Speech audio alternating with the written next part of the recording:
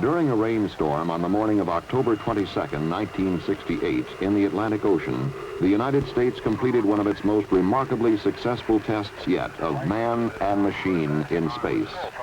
But this was only the ending.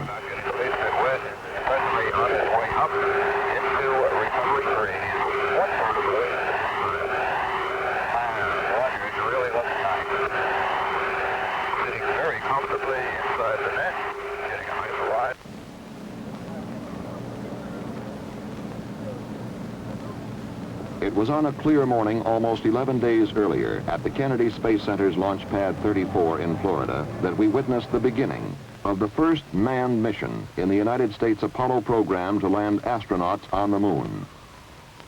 The purpose of the flight of Apollo 7 could be stated very simply: prove that the spacecraft command and service modules would function properly in space long enough to carry men to the moon and back. Accomplishing this was considerably less simple. It meant showing that a brand new spacecraft, far more complicated than its predecessors, would operate so well it could be trusted to take men well beyond near-Earth orbit. The astronauts were spacecraft commander Walter Schirra and pilots Don Isley and Walter Cunningham. The Kennedy Space Center had spent long days in preparation and checkout, working toward a launch time which had been set for months. It was not by chance that Apollo 7 lifted off only 2 3/4 minutes after the appointed moment. 5, 4, ignition, GR.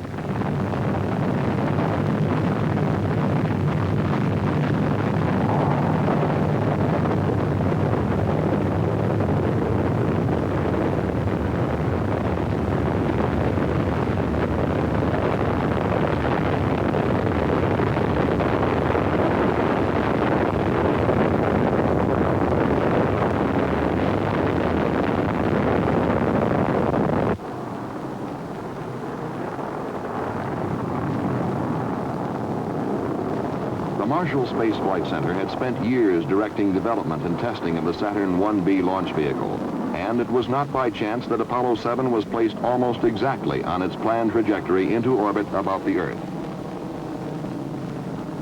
Your Godspeed, Apollo 7. Thrust is okay. Roger thrust. Roll. Roger, roll. Very early in the flight, the general pattern of go for Apollo 7 was established in a conversation between the spacecraft and mission control at the Manned Spacecraft Center in Houston, Texas. Right on the old button. Very good. Flight booster. Go. We appear we may be slightly marginal on the rocks. We'll keep it. Okay, stand by. Cut off. J2 cut off. Beautiful. Fido. Flight Fido, we're go. Go across the board. CMC looks good, flight. 25,553. H dot is minus 4 balls 1. Across the board, Captain. We have you go for orbit. You're go for orbit. Apollo 7 was also go for an exhaustive series of tests of its worthiness in space. One of the first things which had to be learned was whether the astronauts could control the spacecraft combined with the S-4B Saturn stage. A very similar thing would have to be done during the early phases of a lunar mission. The answer was not long in coming. 3, 2, 1, mark. S-4B test complete. Beautiful. That was outstanding. Real fine, outstanding. Next, the spacecraft and S-4B stage were separated. The question now was whether the astronauts could turn their spacecraft around and control it to the degree required for future physical link-ups with equipment in space. For this, too, would have to be done in the lunar flight. And again, the answer was yes. Was a little flashes like Gemini? Something that will not be seen in the lunar flight or in any other forthcoming Apollo mission were the panels at the top of the S-4B stage. They will simply be jettisoned in the future, but they drew comment in Apollo 7. And the slot panel at the top, left, and bottom are opened at I would guess to be about a 45-degree angle, and the slot panel on the right is just opened, maybe 30 degrees at the very best. Roger. Looks like you're looking at a 4-jawed angry alligator. Apollo 7 escorted its spent S-4B stage through space for perhaps 30 minutes, then departed. That's a bigger one, Tom. Rated now? Yes. It's absolutely beautiful here. The following day, Apollo 7 burned its spacecraft propulsion system for the first 2 times in the mission and returned to its 4-jawed alligator, which was now angrier than ever. And Apollo 7, Houston, how close are you now? We're close to about 70 feet. It's tumbling rather wildly, so we're trying to stay away from it. Roger, understand. Bring your copy, Jet, go. Okay, separate. In this maneuver, Apollo 7 had accomplished the first rendezvous of the program, and in so doing had proven capable of meeting still another requirement for lunar flight. 1618 plus 1221. Then, as we were to see in some of the most dramatic film ever returned from space, the crew would settle down to a weightless life in a spacecraft with 4 times more room than Gemini.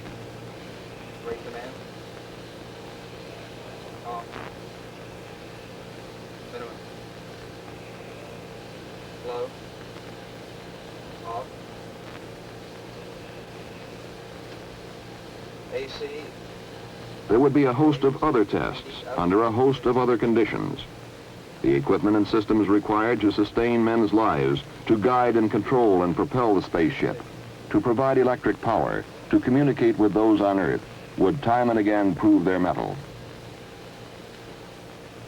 The propulsion system, for example, was burned 8 times, and it behaved perfectly every time. Off, down and guard.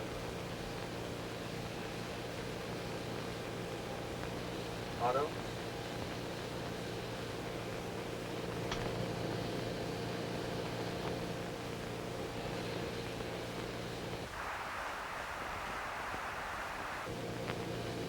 The crew worked with a telescope and a sextant, taking landmark and star sightings for navigation, as will be required for lunar flight.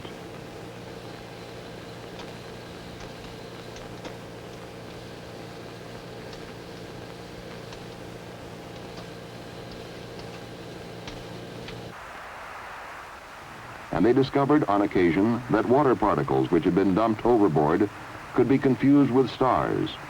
Care will have to be taken to avoid this confusion on future flights.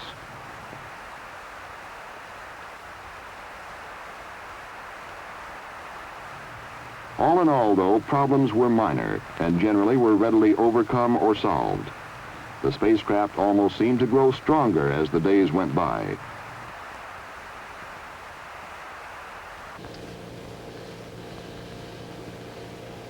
But Apollo 7 was as much a test of man as of machine, and human errors were not taken lightly. Apollo 7, Houston, we acknowledge the error on the ground here.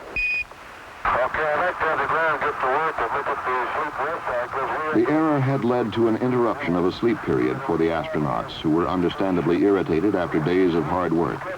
It was imperative that this situation be remedied. I want the rest of these work crews worked out there. Apparently you can move up burn 3. How about giving us a chance to get some sleep?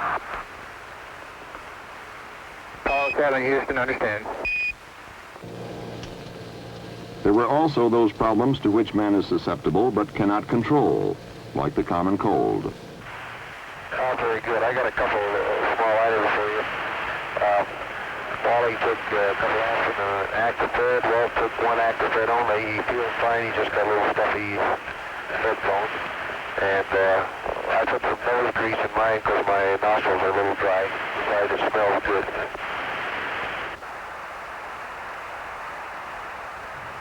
As the cold spread to all 3 astronauts, doctors feared that there might be discomfort, even pain, with eardrums as pressure increased during re-entry. The astronauts were able to cope with the problem, however, by taking decongestants and holding their noses and blowing to equalize re-entry pressures. Always before, we've had to be content with merely listening to our astronauts during their flights. In Apollo 7, through the medium of television, we could actually see them in space for the first time and become better acquainted with weightless life aboard a spacecraft. You're picking up, I can read it now, just a minute. It says from that lovely Apollo something. You guys should write. Apollo room. High atop everything. Something. High atop everything. Looks good. I can see Wally Hanlon now. And Don has a smile on his face, and there's Walt. Down the Gulf Coast. Okay, what's the next one? A little closer, Wally. It says keep those cards coming.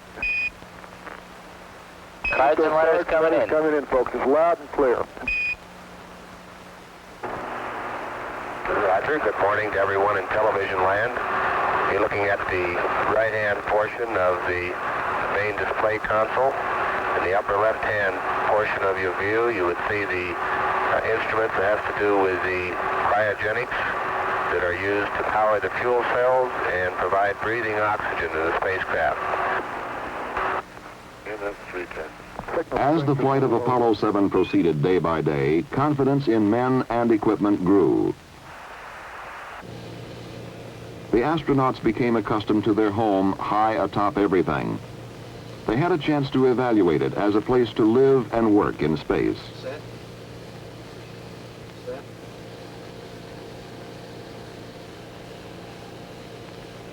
Is that all?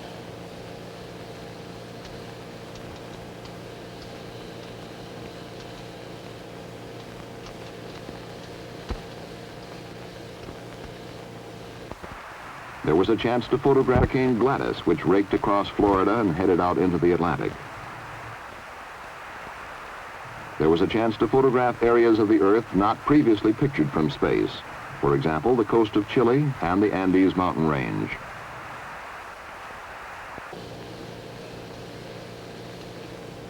The crew could evaluate such things as the importance of exercising,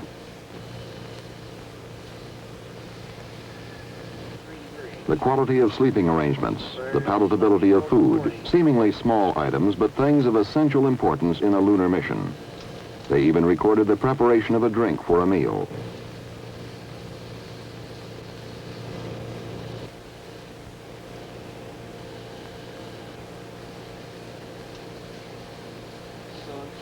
We have Comet Australia.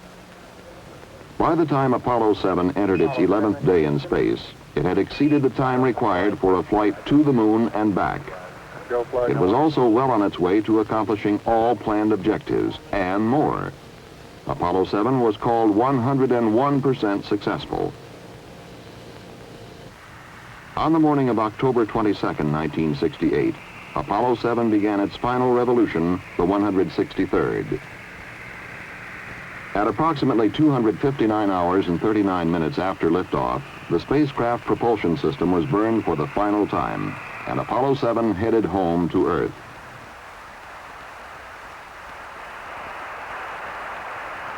From motion picture film recorded during an earlier unmanned Apollo mission, we get some idea what the trip back through the atmosphere was like.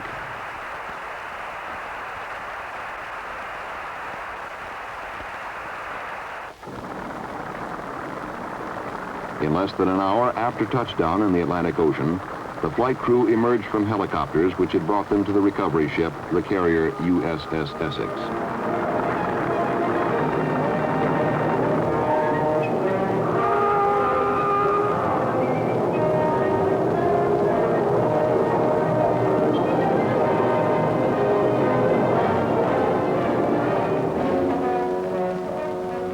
The next manned Apollo flight can be undertaken with confidence that our brand new spacecraft is, as Commander Walter Schirra reported, a magnificent flying machine.